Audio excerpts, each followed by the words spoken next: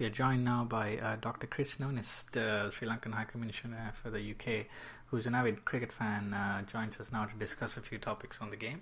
Doctor, thank you for joining. First off, Sri Lankan cricket, the cricket board itself has been in disarray over the last few years. Are you surprised at the amount of criticism that Sri Lanka cricket's been getting over the last few years? So no, it's not surprising at all. What you have to understand is the context.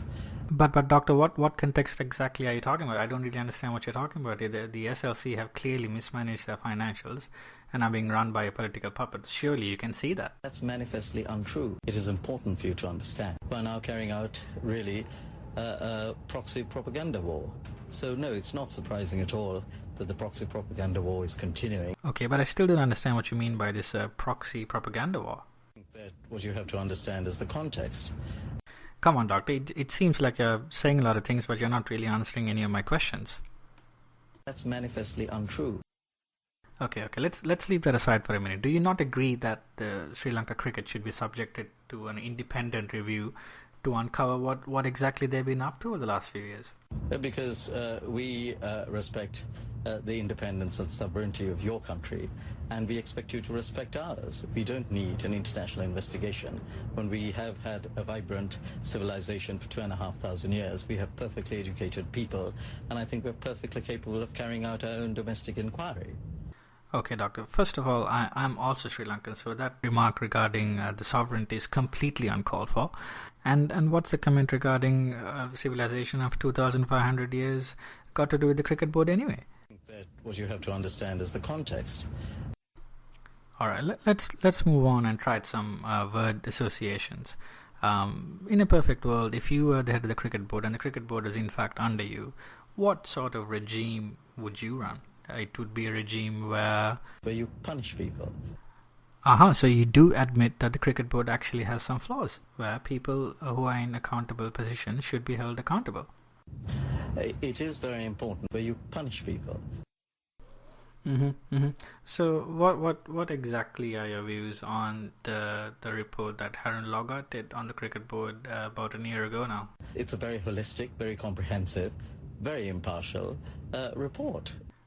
So you didn't have the opinion that it was a bit of an amateurish effort by somebody with such a high profile at the ICC?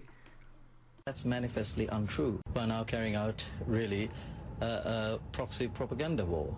So no, it's not surprising at all that the proxy propaganda war is continuing. All right, let's actually talk about something to do with the actual cricket itself. One of the main problem areas for the Sri Lankan cricket team across all three formats has been the opener's role, and as we know, Sanath Jayasuriya played well into his 40s. Do you think it might be a possibility that Sanath Jayasuriya could actually make another comeback into the side? As you know, Her Majesty celebrated her 87th birthday a couple of weeks ago. Sorry, Doctor. I'm sorry to interrupt, but why are you referring to Sanath Jayasuriya as Her Majesty? What you have to understand is the context. All right, okay. Continue. So all of us in Sri Lanka fully understand that it is not easy at the age of 87. So whilst we appreciate her tremendous dedication to duty and to the Commonwealth, we also warmly welcome His Highness Prince Pereira. He has been increasingly playing an important role in representing her at international events. Okay, so you don't think that Sanath Jayasuriya playing well into his grandfather years stopped any new batting talent coming through? I don't think anyone's holding anyone back. Doctor, a couple of things before we finish off. Can you honestly say that Sri Lanka is not in the top 3 worst cricket boards in the world? Happen to be in the top 5. There's your answer. Just look at it. All right, Dr. Nonis, just to cap things off, as you know, the next World Cup is coming up soon in Australia. Do you have any words of encouragement for the team and the boys? We won the World Cup. We actually did it during the time of conflict. So if we can do it during the time of conflict, what it shows is the resilience, the resolve, and the integrity and fortitude of the Sri Lankan people. Yeah.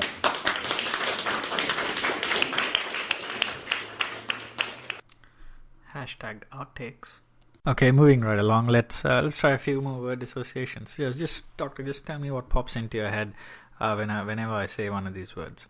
Alright, here we go. The first one is vitriolic, diatribe, proxy, propaganda, justice, punitive, vitriolic, diatribe, proxy, propaganda, justice, punitive.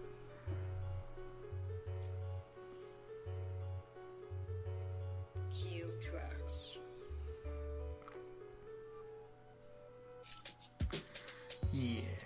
Yeah, Dr. Chris, Nonis, yeah.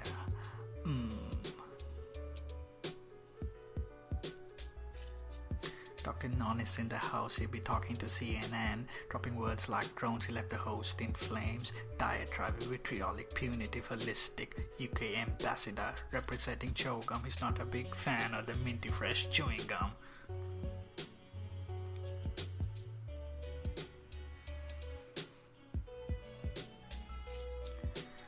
Ice, Nonis. Yeah, I said ice, Nonis.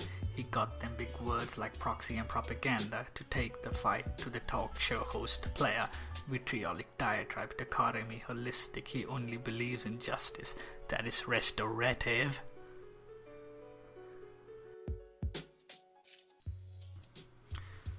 I said ice, Nonis. He don't crumble under the pressure. He said it's proxy propaganda run by the worldwide diaspora. Yeah. He hits up the Merriam-Webster on the regular. Vitriolic, holistic, he only believes in justice. That is restorative, son. Yeah. Ice, Nonis. Yeah. Nonis out.